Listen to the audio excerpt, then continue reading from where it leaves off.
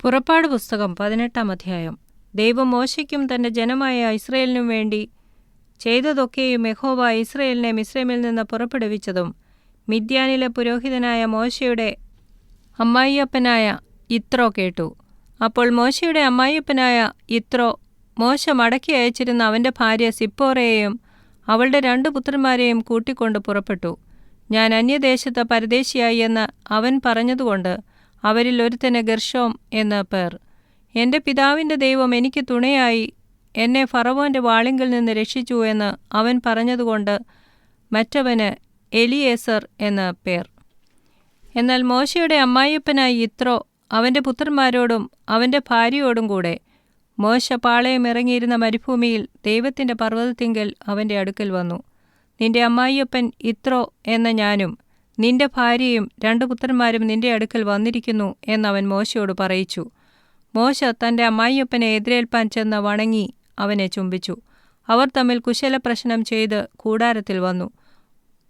മോശ തൻ്റെ അമ്മായിയപ്പനോട് യഹോവ ഇസ്രായേലിനു വേണ്ടി ഫറവോനോടും മിസ്രയീമ്യരോടും ചെയ്തതൊക്കെയും വഴിയിൽ തങ്ങൾക്ക് നേരിട്ട പ്രയാസമൊക്കെയും യഹോവ തങ്ങളെ രക്ഷിച്ച പ്രകാരവും വിവരിച്ചു പറഞ്ഞു.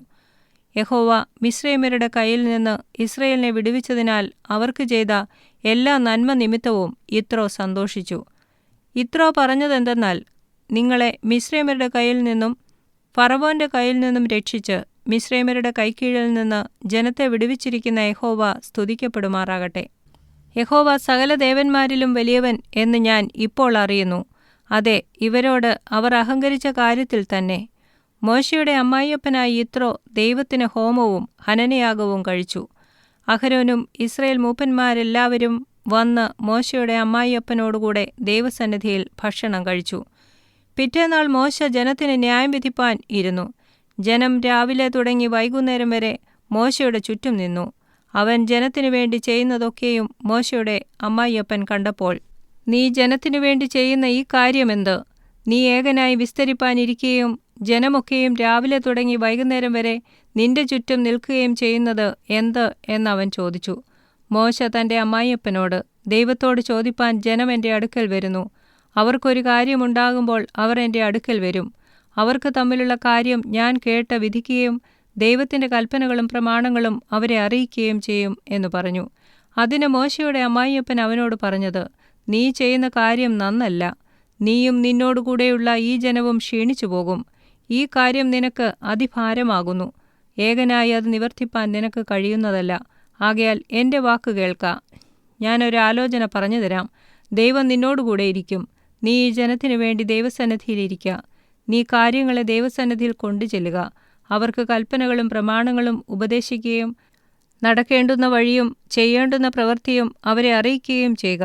അതല്ലാതെ ദൈവഭക്തന്മാരും സത്യവാന്മാരും ദുരാദായം വെറുക്കുന്നവരുമായ പ്രാപ്തിയുള്ള പുരുഷന്മാരെ സകല ജനത്തിൽ നിന്നും തിരഞ്ഞെടുത്ത് അവരെ 1000 പേർക്ക് അധിപതിമാരായും 100 പേർക്ക് അധിപതിമാരായും 50 പേർക്ക് അധിപതിമാരായും 10 പേർക്ക് അധിപതിമാരായും നിയമിക്ക.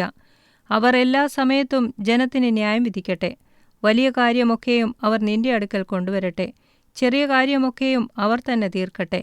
ഇങ്ങനെ അവർ നിന്നോടുകൂടെ വഹിക്കുന്നതിനാൽ നിനക്ക് ഭാരം കുറയും. നീ ഈ കാര്യം ചെയ്യുകയും ദൈവം അത് അനുവദിക്കുകയും ചെയ്താൽ നിനക്ക് നിന്ന് പൊറുക്കാം. ഈ ജനത്തിനൊക്കെയും സമാധാനത്തോടെ തങ്ങളുടെ സ്ഥലത്തേക്ക് പോകുകയുമാം. മോശ തൻ്റെ അമ്മായിയപ്പൻ്റെ വാക്കുകേട്ട് അവൻ പറഞ്ഞതുപോലെയൊക്കെയും ചെയ്തു. മോശ എല്ലാ ഇസ്രായേലിൽ നിന്നും പ്രാപ്തിയുള്ള പുരുഷന്മാരെ തിരഞ്ഞെടുത്ത് അവരെ 1000 പേർക്ക് അധിപതിമാരായും 100 പേർക്ക് അധിപതിമാരായും 50 പേർക്ക് അധിപതിമാരായും 10 പേർക്ക് അധിപതിമാരായും ജനത്തിന് തലവന്മാരാക്കി. അവർ എല്ലാ സമയത്തും ജനത്തിന് ന്യായം വിധിച്ചു വന്നു. വിഷമമുള്ള കാര്യം അവർ മോശയുടെ അടുക്കൽ കൊണ്ടുവരും. ചെറിയ കാര്യമൊക്കെയും അവർ തന്നെ തീർക്കും.